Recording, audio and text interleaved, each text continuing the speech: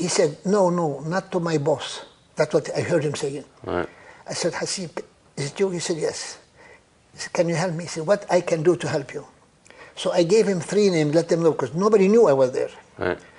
2 hours later, they told me that I was lucky they didn't find anything on me. They have ordered to release me. Welcome to the Spartan Endurance Series on the Spartan Up podcast. On today's classic episode of Spartan Up, we revisit 2 interviews, Elizabeth Weil and Karim Jaude, both successful in business, but with very different stories. What ties the 2 together? Both place tremendous value on the power of the people around them.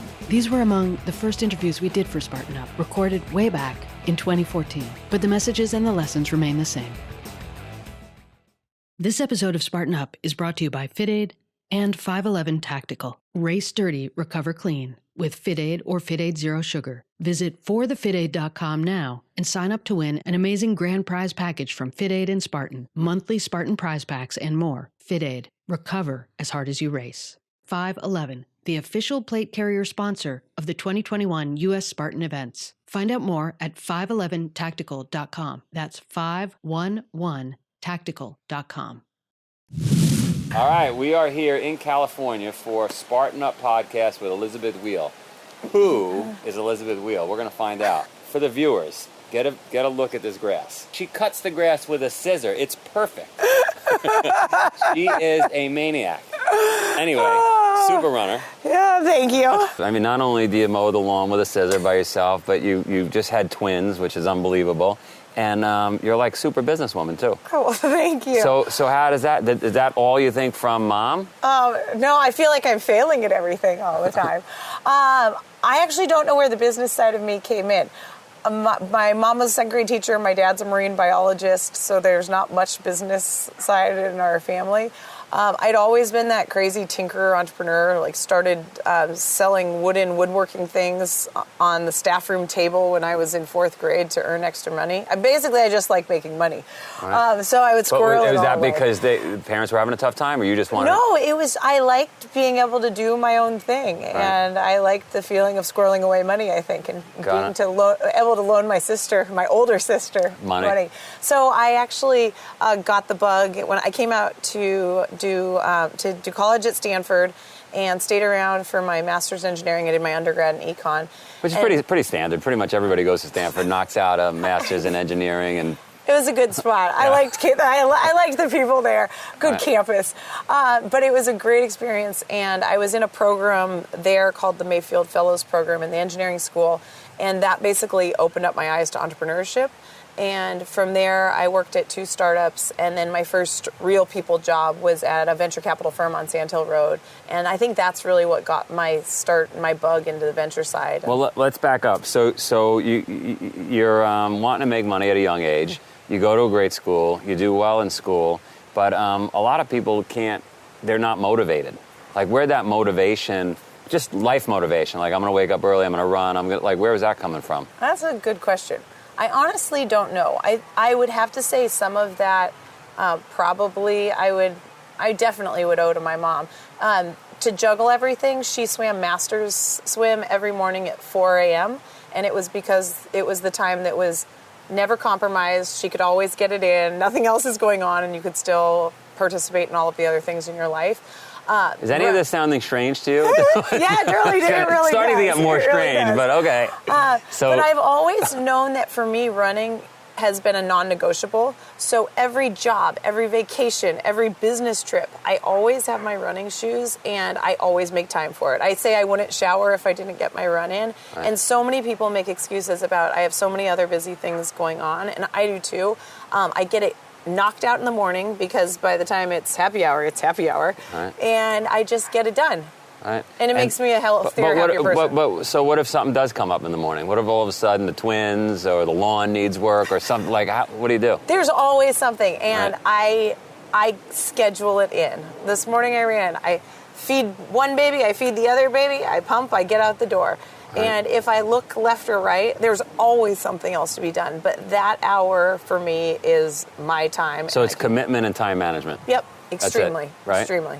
So you commit and that's it. Yep. And you're committed for life at this point. Your Yes. mom committed, I guess, for life. Yep, and luckily my husband is also an ultra runner. We always joke that if one of us were a brunch person and that was what we strove to do on the weekends, it just wouldn't work. So it helps being around people that also know what you care about and know that it's important to you. I'm a big proponent of you know when you know, and I think we all need to be really in tune with our gut about that type of thing. Life's too short not to be doing something you like and that you feel good at. Yeah. And I think my number one thing is work with people that you think are great and that, to your point of bringing you up, work with people that make you better and that you like to be around. And then the second is work in a location you like. I think life's too short, and you say, how do you get everything in? I hate commuting. And if you can do your work and your life in a similar place, like that is the holy grail. Live right where you work. Right where you work. And during my time at Twitter, those were some of the best people I've ever worked with back starting in 2009 there. And those are people that I still see in the ecosystem and you either would recommend or definitely work with again. And I think you pick up those best people along the way. So I was at Stanford within the engineering school, and there was a program I stumbled across called the Mayfield Fellows Program. And being an economics major there, the jobs I was only seeing were investment banks and consulting opportunities. So I was supposed to go to Bain for that summer and got into this program. And one of the requirements of the program is to work at a venture capital-backed startup. So I picked a startup. I joined as the 8th person. It grew to 130 people and back down to 4 in about 3 years. And it was the most amazing. You're in your 20s at this point. Yes, right? yeah. Right. Amazing learning opportunity. From there, I went to another small startup. Because you saw success and failure. Saw success, failure, everything along the way. I worked with great people. It was the first time in my life that I learned that young people can take on a lot of responsibilities that they have no experience about if you're willing to ask smart questions and work hard. Right. And I just had a blast there. So I say my first real people job out of Stanford was at Menlo Ventures. I was an analyst there, went on to Institutional Venture Partners. During my time at IVP, that second firm, we made the investment in Twitter. And that was in the early days. And I got to know the company both socially and from the business side and realized... What was your instinct the early days? Were you like, this is going to work? Or Twitter was early, and Twitter was quirky. So I don't think I could claim that I knew it was going to work. But what I did know is that everyone was working tremendously hard, having so much fun, and around a product that people were loving. Yeah. So I quit my job at the venture firm and went and joined Twitter to start the corp dev team. Nice. And just absolutely had a blast there. And again, one of those situations where if you were willing to ask questions and take on new things, you could create your own amazing experience. Nice. So let's boil it down. What do you think if you had to say, hey, these 3 things, when I think back on my life, because you've been incredibly successful, even with the family, what takeaways are there? Like what 3 things, 2 things, 5 things could we learn from your experience? Yeah, very good question. One of my things is always work with people that you like. I think great people empower you, make you a better person, and keep you doing the things you like. The other thing is really carving out time for those non-negotiables in your life. And for me, one of those is my daily run, and I will not compromise that. Other things, spending time with my family. It's a lot harder to juggle now with 3 kids. Sure. But it's so much fun. And there's a Spartan in there, too. We'll talk about that, yeah. Oh, Matthew, our 2.5-year-old, is definitely a future Spartan. So non-negotiables. Non-negotiables, working with people you like, Yep. And then location is another thing. I think life is too short to be in a place that you don't like to do the things you do. And or job or whatever, right? Exactly. So it's hard to know, though, right? Because nothing's ever perfect. Right? No, ever. Nothing's ever perfect. Ever. So I think people out there are saying, gee, I don't know. Because I get that question all the time. I'm sure you do, too. Well, it's never perfect. Never perfect. I think you can always build and work on something. I think keeping that, I like to say that everyone should have a small personal advisory board. Yeah. And those people should be peppered from weird spots in your life. So it might be an old professor or an old colleague or somebody that just knows you very, very well, and checking in with those people and having them be your gut check as you go through things in life. We've done 250 podcasts. We've never gotten that one. That's a good one, a personal advisory board. I have one. That's good. Hi. I got to get one. Nice. It's helped. Yeah. The other thing I think that a lot of young people neglect in their career is really focusing on the fact that you just need to work really, really hard at the job you're at. Yeah. And I think that is tremendously important, but I think you forget to make time for those other people in your life, like the random coffee break with an old friend or somebody that's also in that industry or ecosystem or another company. And I know I did this during my time at Twitter. We were so busy there, I never looked left or right. And when you pop up for your next job, you wish you had nurtured some of those connections along the way. Sure. And I say that you rarely get a job by uploading a resume to a blindless site.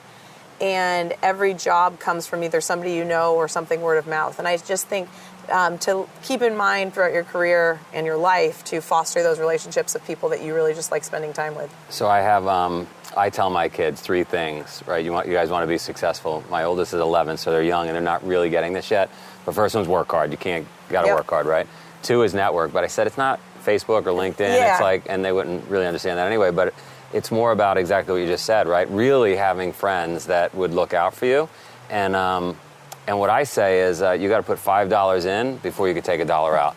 I subscribe to that principle wholeheartedly. Right. Wholeheartedly. So just do things for people as often as you can. And it comes back in spades. Yeah. And I say one of the jobs that I would love to do that I wouldn't need to be paid for is just connecting people. Yeah. I like knowing what makes other people tick and connecting them along the way. No doubt about it.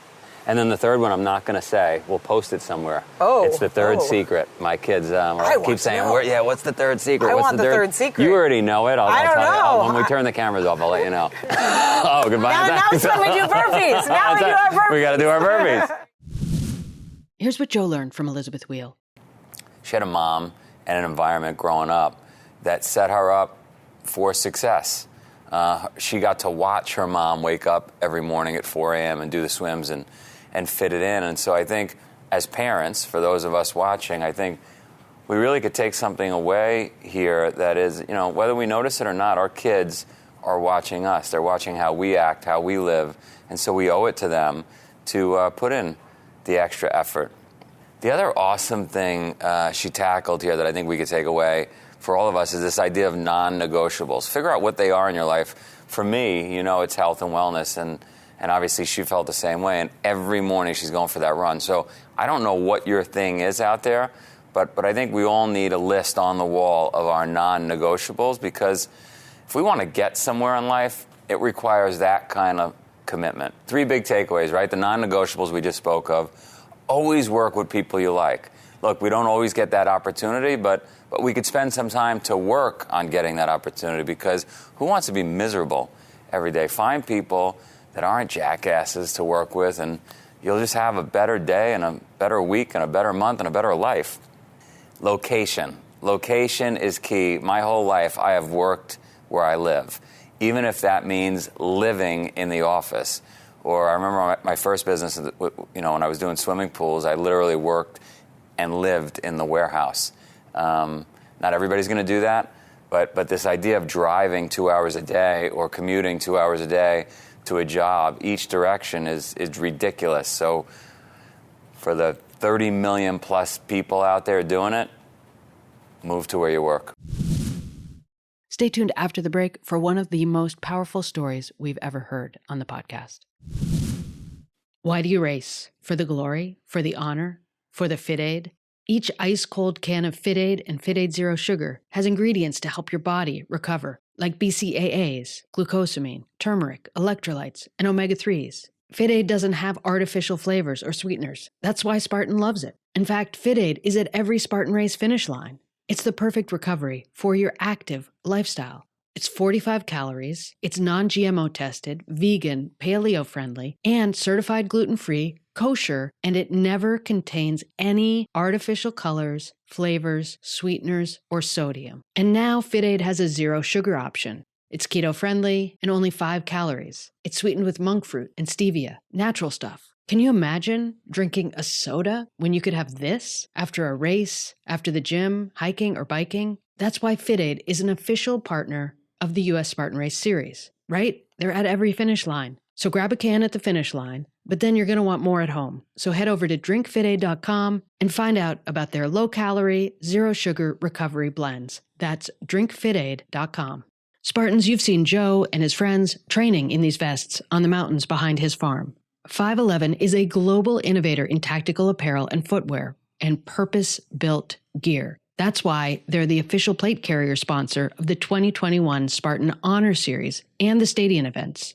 Not only that, 511 hosts Spartan workout tour events at select 511 retail stores 30 to 90 days before races hit. This 90-minute bodyweight training session caters to all levels of fitness, so please, anyone can come join. Come for the camaraderie, come for the fitness, but also exclusive giveaways, prizes, and special 511 promotions. You can enter to win 511's TAC Tech plate carrier at selected Spartan Honor Series and Stadium events and workout tour events. Take part in their newest Physical Training Ready Challenge. Put yourself up against other Spartan racers and earn the exclusive 511 Spartan dog tags. It's a lot to keep track of, but it's all great stuff for you. To learn more about 511 and to find a 511 retail store near you, visit 511tactical.com. We have done many podcasts leading up to this point. This one is going to blow you away. Takes place in the Middle East and includes a kidnapping and a lot of real estate and some cement wheelbarrows. Sounds like a movie.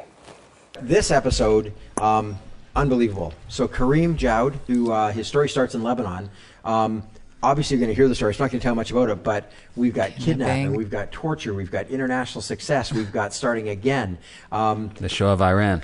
Yeah, we bring Iran in. This is an unbelievable story. But the thing that really got me about this story is every time you think you've heard the end of it, and you think it's the most incredible story you've ever heard, it starts again. Like just another thing happens to this guy. I'm with Karim. Is that how you pronounce it? Jaude? Karim Jaude. And you're from Lebanon originally. Correct. Pretty calm place.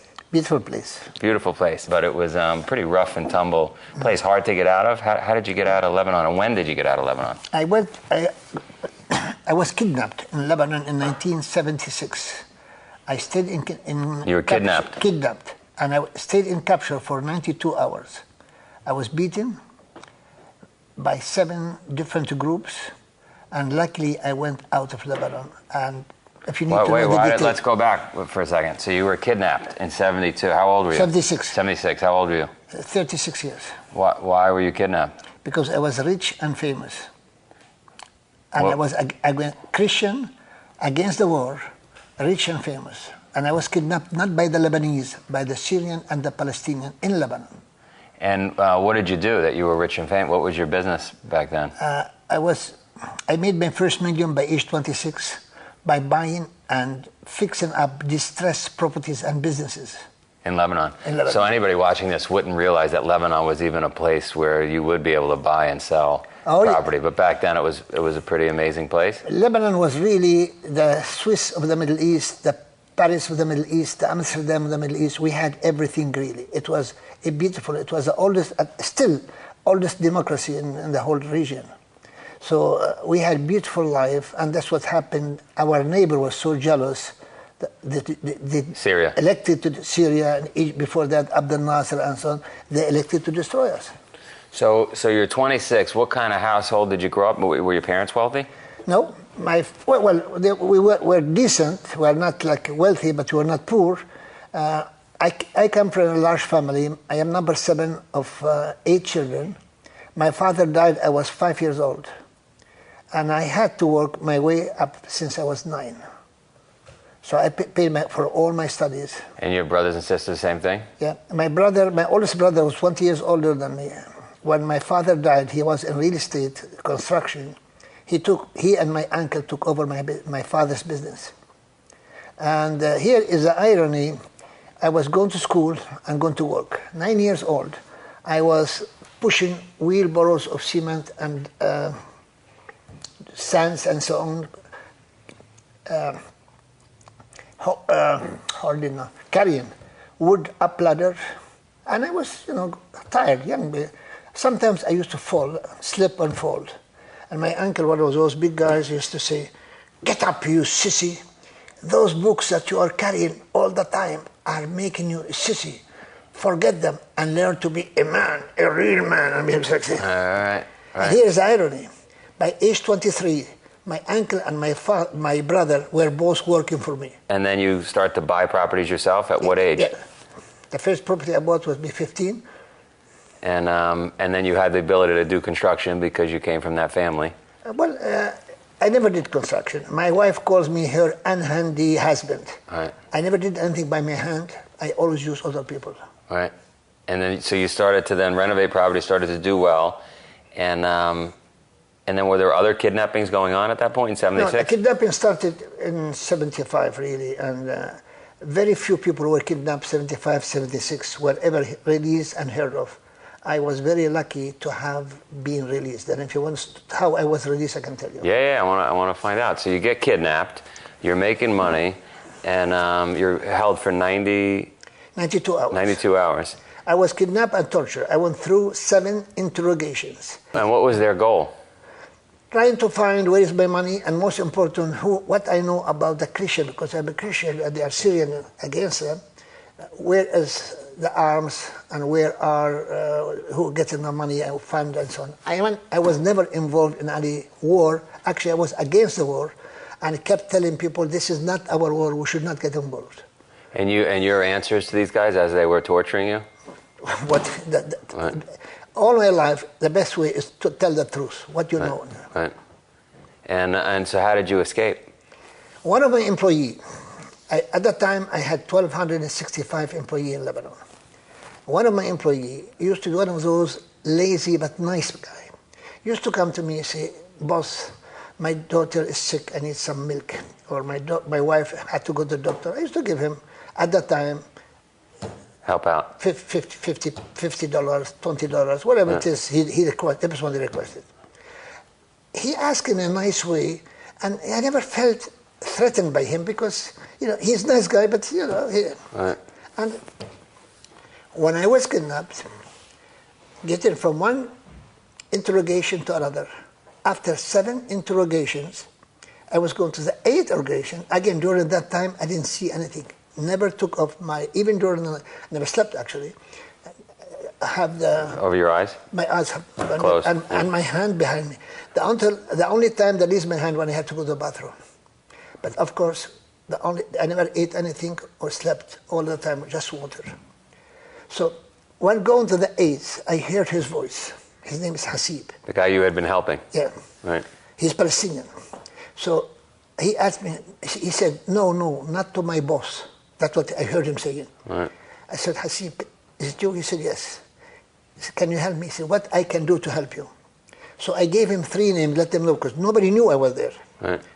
2 hours later, they told me that I was lucky they didn't find anything on me. They have ordered to release me. But this is 3 conditions. I had to sign everything I owned in Lebanon to them. I have to leave Lebanon immediately and not talk about it. So they put me on the first plane out of Beirut with only the dirty clothes and blood stain. From the interrogation? Yeah, and put me on the first plane. They took everything. They didn't even let me take my address book. We didn't have phone like now here. My address book, nothing. Not clothes, anything. Just a passport, the American Express, and the dirty clothes. And they kept the American Express because I had to pay the airline ticket. Right. So I paid the airline ticket with American Express. As soon as I stepped on the plane, I collapsed. I woke up in a hospital near Geneva with tube all over my body. Wow. And your family didn't know what happened? Nobody knew. Right. They did not know anything about my Europe businesses. They took everything I had in Lebanon, where I had 1,265 employees. But how, that was a pretty big business for '76. There weren't many businesses that size? No, I was important. For them, I was important person, Yeah. And also I was involved in the community and many philanthropy, education. I was instrumental in starting a vocation school in Lebanon to teach young people how to create jobs, how to train for computer, for mechanics, for carpenter, whatever it is, learn a trade rather than just be on the street. Also in June 76, because of the hardship I went through to get my education, I started a foundation to help children who cannot pay to go to school on my account. And in November of that year, in memory of my father died because he had an accident and did not get the proper medical attention. In his memory, I started another foundation. This is the year I made first million. I started a foundation to provide primary health care to people that needed it. Families. Yeah. We used to give we started with 600. At one time, we were 1,500 family every year. Not person, family, primary health care. That created a lot of, 26 years young man doing all this. That's big deal in a small country. Big deal. Yeah. So you sell everything in Europe. Now you're in Iran. Now I am in Iran, and what year is this? 76. Okay. Summer 76. Yeah. Summer 78, I had in Iran 712, 715 employees. I built in the middle of Iran a huge lake. And that summer, the Shah of Iran invited many presidents from all over the world. And they came to my place and had a water show in the middle of Tehran. I get people from Florida, from south of France, and from Lebanon. And we had fabulous show in the middle of Tehran. That was in August 1978. The Shah was forced to leave by the end of the year, or before the end of the year. I didn't want to leave. I'm not you had in a lake. Politics. You had a lake. That lake, construction. Right. I'm doing construction in Iran. I didn't do any business consulting there, but right. I was in construction. Who's going to bother me? It didn't work. Somebody with money, somebody rich, somebody with brain, and Christian. Right. With a Revolutionary Guard doesn't work. Right. So one night I was having... Were you considering at this point changing your religion? No. No. I'm not very... religious? Religious. I don't believe in religious. My religious has been for over 40 years now to help at least one person a day. Right. And has never failed. That's a good policy. This is my religion, so it doesn't matter. So. Right. And I do apartment building, I do shopping center, I do investment. My policy for... my criteria doesn't matter what color, race, or gender you are. Can you pay your rent? Would you take care of your property? The property? Would you not create noise to disturb other people? That's my criteria. So, right. And I spend till now about 22 hours a week on non-profit. So this is my religion, helping other people. Right. And I think whoever is up there, that's what he wants us to do. Yeah, I agree.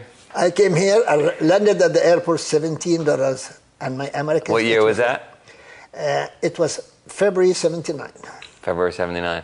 It was, I remember... No family here? No. And so now you're in Los Angeles. Let's just keep going. What happens in Los Angeles? Okay. I started looking at what can I do. I thought the best way is real estate. This is my experience. I had a lot of experience in real estate. So I went to first I talked to everybody what I want to do. Nobody knows I don't have money. Nobody knows where I come from. Right. But I talked to everybody with my broken English, to everybody what I was planning to do. How old are you at this point? I mean, 30-something? 40. 40, okay. Yeah, I'm born in 39, so right. October 8th, 39. So. All right. So you talk to everybody. So guys, I'm finished. It's a great story. Yeah, but it's not easy. Well, even now, after 40 years, I'm still almost 40 years. Anyhow, 35 years. So, cut it briefly, I made offer in every house on the market. And half a dozen houses. What's $17? 17. And several houses not on the market. You see, here is, I don't know if you know anything about real estate. Today it's easy. You go on the internet, you find everything else. At the time, I used to take a bike, rent a bike, or walk, see the houses little need some repairs and so on. Get 7, 8, 10 houses. Go down by bus, 3 buses to go downtown to look at the record to see who owned those houses. Right. And come back, call them, talk to them, write to them, and so on. During this process, because talking to everybody, one of the lawyers was very impressed. He said, I will invest with you.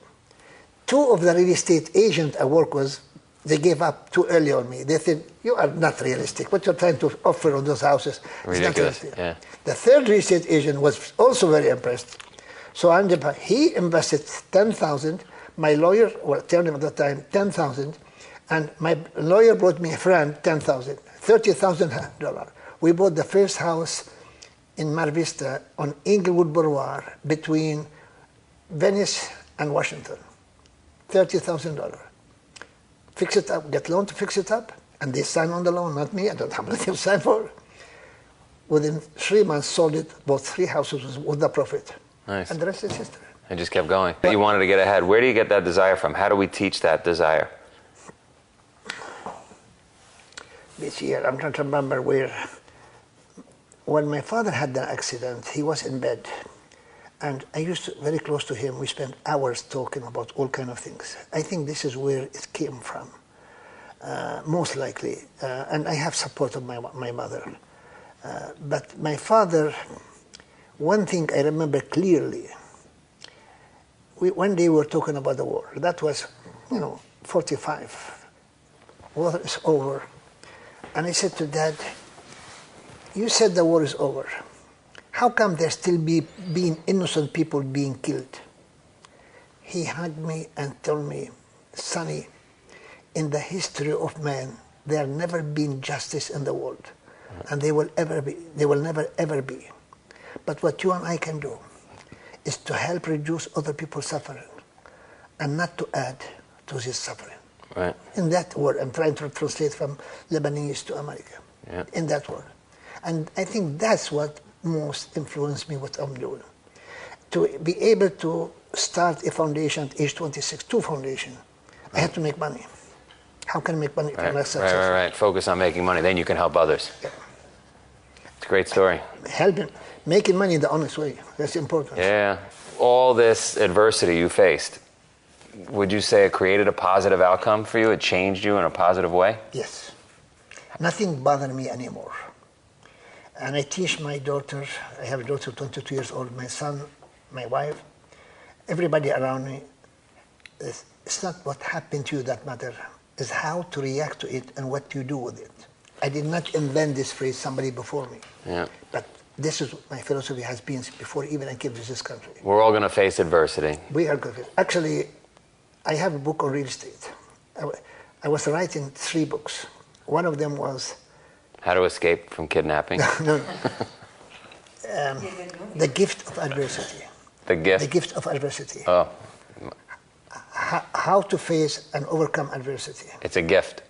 It's a gift. And this is for me, when I finish that book, I don't know how long, it's going to take a long time, because the first book took me 5 years, is it tell you how small things like this, or big things, will make you a different person, give you resilience. You have 2 choices. Many of my friends who were kidnapped, if they were released, they took their own life and so on. I kept going. So you have 2 choices. And I tell me, when I spoke about adversity, I said you have 2 choices. You can sit in a corner and whine, and you can go on with your life. He had, kind of the vision way out there, what it is that he wanted to do and how he wanted to be successful, but how he wanted to impact others, and just how he just kept overcoming challenge after challenge after challenge. Not even challenge, setback. Yeah. I mean, both physical, financial, and he had some help along the way, and that's important. And we've talked many times about needing that help. But this was really truly a remarkable story. Much like when we talked about Meb, the Boston Marathon guy, or Boston Marathon winner. Just being able to overcome personal hardships and just keep going. Thanks for listening to this episode of Spartan Endurance on Spartan Up Podcast. Come back every Tuesday to hear new interviews with Joe DeSena, the founder and CEO of Spartan. And stay with us the rest of the week for classics, for DECA, and endurance episodes. If you want to see more classic episodes, go to spartan.com/toughbible. Thanks for listening to this episode of the Endurance Series on Spartan Up Podcast. Spartan Up is your partner in resilience for mind, body, and spirit. We're here 3 days every week. Tuesdays, you can find Joe DeSena, founder and CEO of Spartan, interviewing biohackers, business leaders, authors, and athletes. Thursdays and Saturdays, catch episodes from our DECA, Endurance, Trail, Combat, and La Ruta series. Do you know someone who needs a little nudge? Maybe they could use some motivation, tactics to be stronger, healthier, happier, more successful. Tell them about our show. And if you're watching on YouTube, leave us a comment. We want to know who's watching and who's listening. Thanks. See you next time. This episode of Spartan Up is brought to you by FitAid and 511 Tactical. Race dirty, recover clean with FitAid or FitAid Zero Sugar. Visit forthefitaid.com now and sign up to win an amazing grand prize package from FitAid and Spartan, monthly Spartan prize packs, and more. FitAid. Recover as hard as you race. 511, the official plate carrier sponsor of the 2021 U.S. Spartan events. Find out more at 511tactical.com. That's 511tactical.com.